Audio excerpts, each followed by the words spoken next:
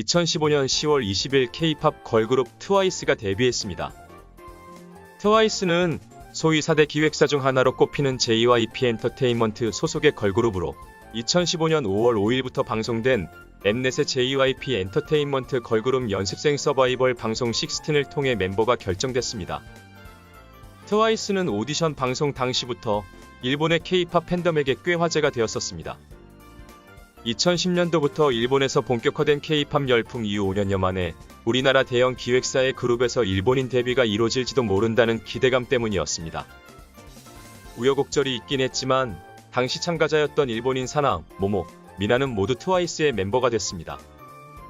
한국에서 인기를 얻기 시작한 트와이스는 일본에서 TT 추미 여중고생들 사이에서 화제가 되면서 일본 미디어에서도 소개됐고, 일본인 멤버가 있는 K-팝 걸그룹이라는 점 덕분에 일본 방송가에서도 소위 혐한들의 눈치를 보지 않고 소개될 수 있는 그룹이 되었고, 이 인기가 꾸준하게 이어져 이제는 일본 최대 공연장 니산 스타디움에서 공연하는 걸그룹이 됐습니다. 이틀간 14만 명의 관객과 공연을 함께했습니다.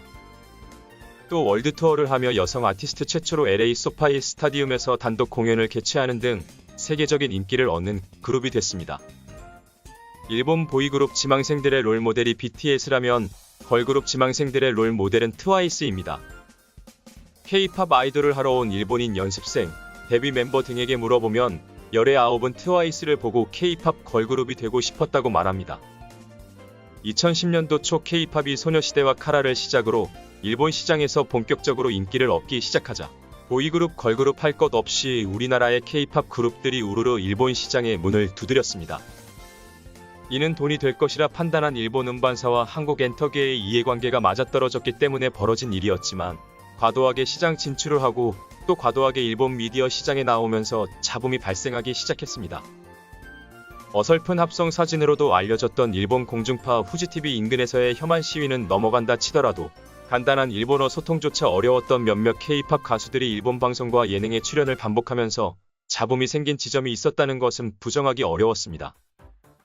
트와이스의 성공 이후 10년여가 흐른 현재 여전히 K-팝 그룹으로의 데뷔를 꿈꾸는 일본 지망생들은 많아졌습니다.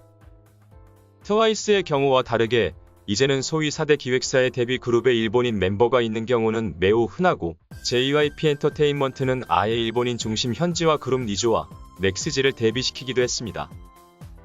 모두가 트와이스가 되기를 꿈꾸지만 현실은 냉혹합니다.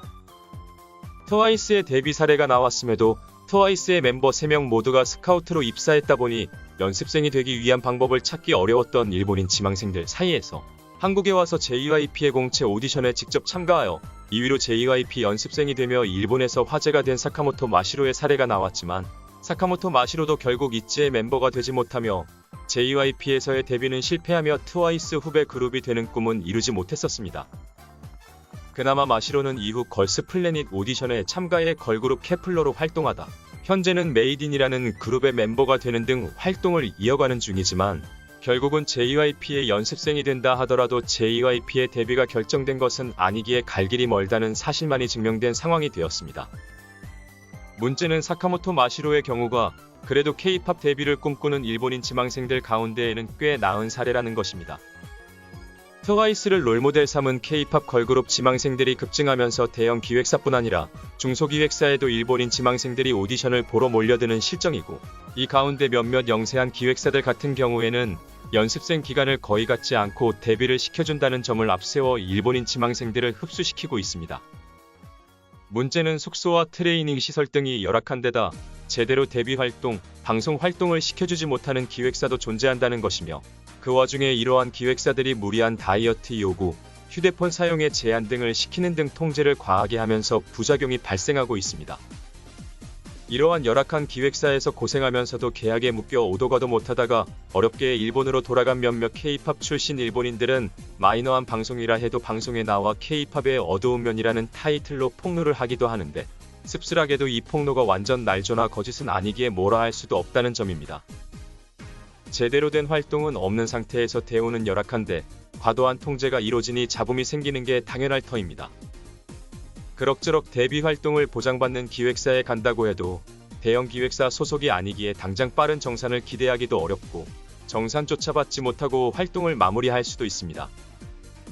극단적인 사례지만 공원소녀의 일본인 멤버였던 미아는 회사가 어려워진 끝에 직원들이 그룹 관리에 손을 놓는 바람에 대만인 멤버 소소와 함께 비자 갱신을 하지 못해 벌금형 전과가 생기기도 했었습니다.